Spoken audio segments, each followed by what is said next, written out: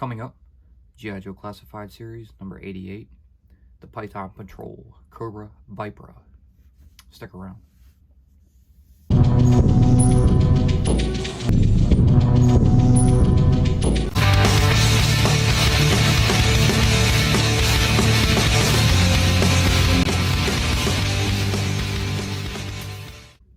What's up and welcome to Crossfire Collectibles.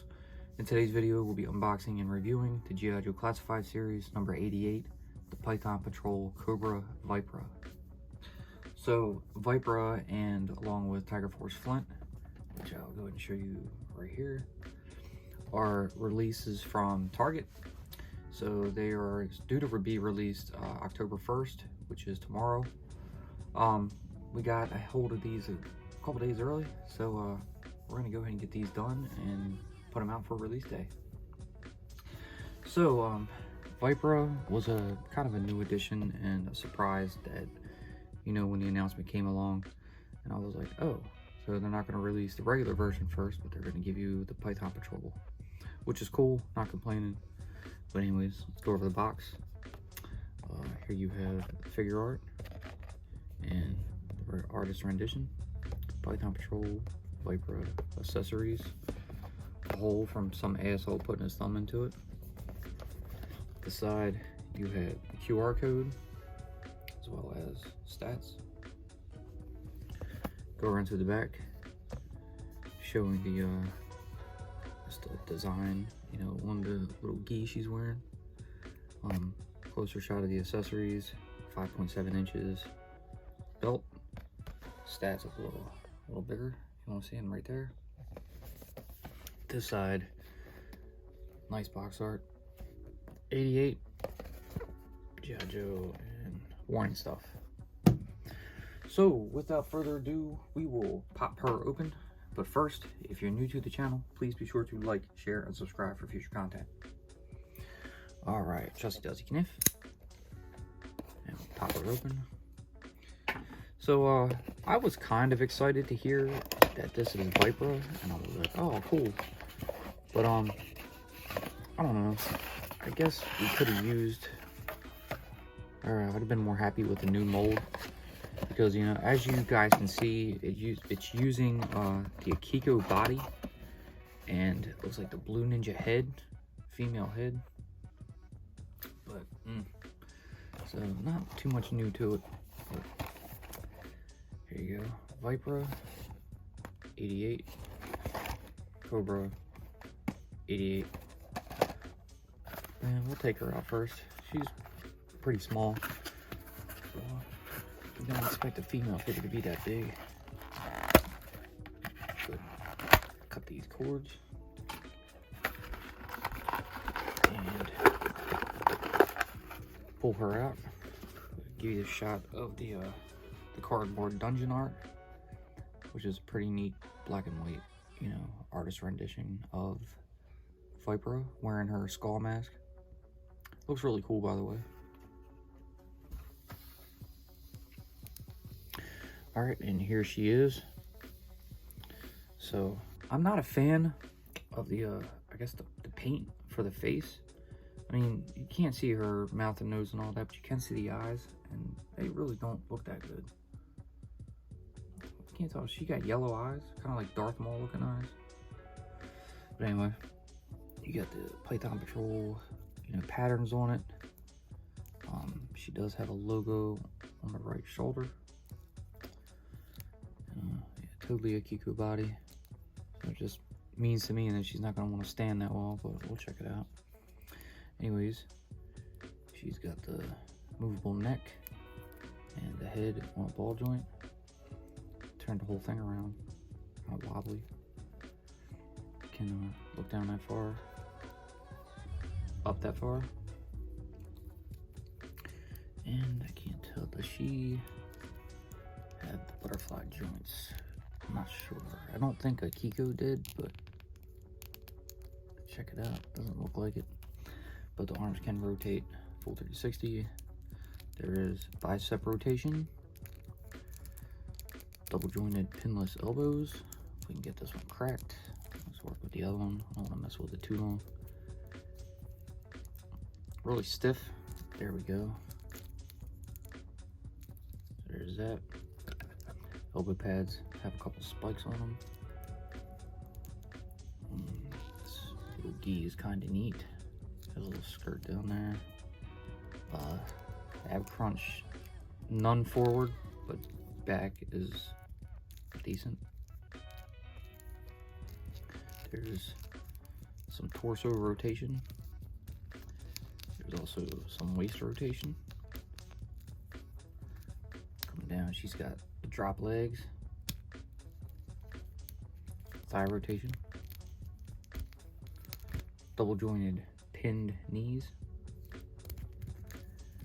Legs can go out that far and go back that far, and they can go to the side like that. Coming down, there is some ankle rotation, not at the shin, it's down at the lower part where the boot meets the pant. And there's a hinge in the foot, so it can go back that far, forward that far, and side to side pivot. So cool. Oh, she actually stands pretty good. Alright, I thought it was going to be like a Kiko and pretty horrible. So let's go ahead and get to the accessory box. Put that down. Crap. Joe's Cobra paper accessory bag. And dump that out. Back to the side. Let's go over stuff. So here is our compound bow. It is like a thawed out red color. Maybe a burgundy. That looks pretty good. Strings. I wonder if any day they're ever going to put real strings in here, because that would be neat. Well, there that is. She also has a single arrow. Nice and warped. We'll get that back into shape though. All silver, or like a gray with the silver arrowhead, and then some gold feathers, you know, on the back. So if you bring the bow back out, it does have a small spot right here, and you can just plug the arrow right into those grooves, and there you go. Moving over to the backpack, all gray as well. You have Arashikage in gold, 2 sword sheaths, the quiver for the arrows, and a single hole for the single arrow. We'll pop that back out of the bow, slide that on right here, like that. So it fits and blends quite well. You've seen this with Storm Shadow. Actually, all this is like Storm Shadow's accessories. But moving on to her 2 swords. Each have a red handle, you know, going down into a snake head. Nice silver paint for the blades. You have same size handles, but the blades are different sizes. So, you know, if you want, you can bring them around to a little backpack quiver sheath piece and plug them both in like that, and you're good to go. Also, you take your bow, use that little peg right there, and plug it in, and she has everything in one right here. So that's cool. I like what they did with that. When they did it with Storm Shadow, I was like, cool, we actually hold everything. And then, last but not least, you have her mask. This looks pretty neat. It's like a half a skull. It's got some kind of like rings or patterns around the eyes, and then that marking. Maybe it's like a all-seeing third eye or something like that, with some horns. I'm not sure. Like painted on the forehead. Teeth. She's got like 2 fangs coming out the front, almost like vampire, like Nosferatu style. Going around the back, black strap. The inside's all black. That's neat. If you look at the box art, you can kind of see the detail a little better. And I don't know if them eyes are supposed to be part of that mask, because you know the eye doesn't really have much detail because they're all black. But they're almost like reptilian looking eyes, and that looks cool. If they did that with these, that'd be slick. So we'll take that and we'll put that on her like this.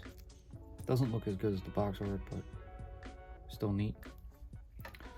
And then get that hole in the back and stick that peg in right here. Get that backpack on. And see, kind of figure out how we're gonna pose her. She can do a few things. Maybe we'll do like the box art and just give her the swords. So we'll put the longer one in her right hand. Bend those fingers up. Get that down. So you got a grip in that. Give that head a little turn. Get out the second sword.